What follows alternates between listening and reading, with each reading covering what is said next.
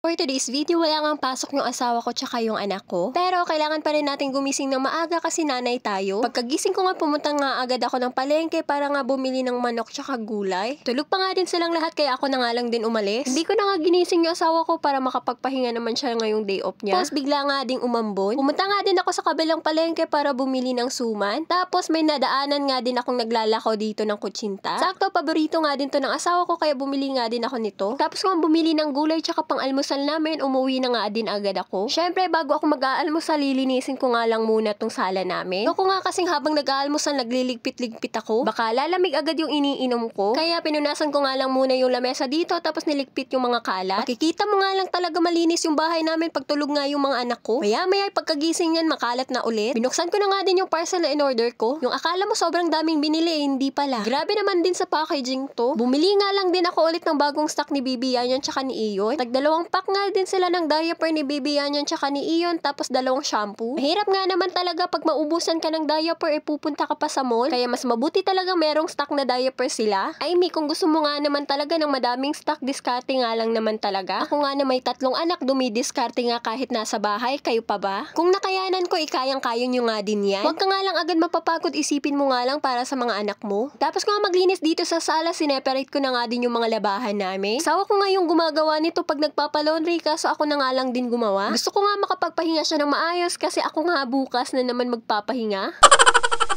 Uy, salitan lang din kami. May day off din ako. Bukas nga, plano ko nga matulog ng mahaba. Tapos kung sineperate to, dinala ko na nga din to sa laundry shop. 3 basket nga din yung pinasalang ko at ang dami nga din naming labahan. Tapos kung magpa-laundry, ngayon nga lang din ako nakapag-almusal. Sinilip ko nga ulit yung asawa ko tsaka yung mga anak ko, tulog pa nga din sila. Kaya lumabas na nga lang din ako ulit ng kwarto. Tapos may naghahasa nga sa labas ng kutsilyo, kaya nagpahasa na nga din ako. Pagkaakyat nga din ng bahay, hiniwa ko na nga din tong mga gulay kasi lulutuin ko na nga din to para sa tanghalian namin. Syempre, advance na nga din tayo magluto para pagising nila kakain na nga. Matagal nga din kasi kami natulog kahapon kasi pag uwi nga din ng asawa ko nag-midnight snack nga din kami. 2:00 na nga din kami ng madaling araw nakatulog lahat. Syempre, pag nanay tayo, sanay na tayo sa puyatan. Matutulog ng late, magigising ng maaga. Aminin nyo, ganun din kayo. Ngayon nga naisipan ko nga ding magluto ng chop suey. Dati talaga hindi nga ako kumakain ng gulay. Simula nga naging nanay ako, kumakain na nga din ako ng gulay. Nasusuka talaga ako pag kumakain ng gulay, pero ngayon sarap na nga din ako. Iba nga naman talaga pag tumatanda ka na. Habang nagluluto nga din ako dito, sinisilip ko nga din sa kwarto yung mga anak ko. Pagtapos ko nga din magluto dito, pumasok na nga din ako ng kwarto kasi nagising na nga din sila. Ay, bituwang-tuwa na naman sila, nakita na naman nila yung nanay nila. Akala mo talaga kung saan pumunta nasa labas lang naman ng kwarto. Gusto ko talaga ako gumagawa ng lahat at nag-aasikaso ng mga anak ko. Ayoko nga naman talaga umasa sa iba para sa pagpapalaki ng mga anak ko. Ay, okay lang magkanda kuba, kakaalaga sa kanila kasi ginusto ko naman to. Nasanay na nga din akong kami lang mag-asawa at walang alalay dito sa bahay. Baka kung may kasama pa ako, may stress nga lang din ako. Kinukulit-kulit nga ako ng asawa ko dito habang nagpapadede kay Baby Yan niya. Ay, ayaw talagang tumigil sa pagpapatawa sa akin. Pag naging nanay ka talaga, kailangan mo ng mahabang pasensya. Kasi di maiiwasan magkakaroon ka ng mga makukulit na mga anak. Kaya nasanay na ako sa lahat kasi paulit-ulit nga din naman yung routine ko. Lumabas na nga din kami ng kwarto para magtanghalian. Pagtapos nga din namin magtanghalian, pumunta nga din kami sa Dali. Dala-dala nga din namin yung skincare na ipapamigay ko. Sayang naman kung hindi magamit kaya ipamigay na lang. Wala nga din dito yung bibilhan namin kaya pumunta nga din kami sa kabilang store nila. Sakto pagpunta nga din namin dito, meron nga din silang stock ng butterscotch. Kaya pinakuha ko na nga din ng 2 pack yung anak ko. Tapos kumuha na nga din kami ng ice cream kasi ito nga din yung pinunta namin. Pag-aalis talaga ng bahay kasama nga lahat ng pamilya. Ay, masanay na kayo, ganito talaga kami. Napabili nga ulit kami ng ice cream dito sa Dali kasi masarap nga yung ice cream nila. Sobrang creamy, tapos gustong-gusto nga din ni Iyon. Tapos nakuha na nga din ng ating isang follower na si Angelica Dalida Sitjar or Sitar. Tapos may nadaanan nga kaming nagtitinda ng banana Q kaya bumili nga din yung asawa ko. 2 araw nga akong hindi nakapag-post ng mini vlog kasi sobrang init nga ng panahon. Nung kaganapan ko nga nung 2 araw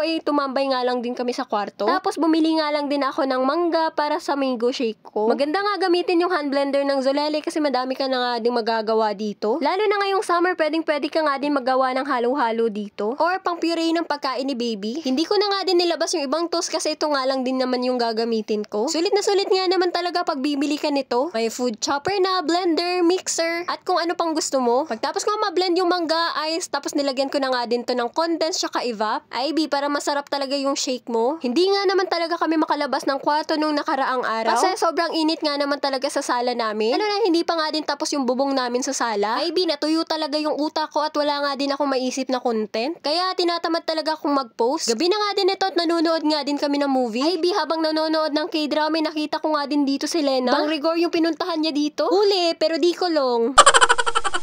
Ayun, hugas ka tuloy ng plato. Ay hindi, joke lang yun. Hindi naman ako nagsiselos habang tumitingin yung asawa ko sa iba. Ganun nga naman talaga yung mga lalaki. Nasabi nga ng asawa ko, ganun nga daw kalaki yung dibdib ko dati. Hugas ka na at huwag ka nang magpaliwanag. Ayun lang muna, salamat sa panonood. Paalam!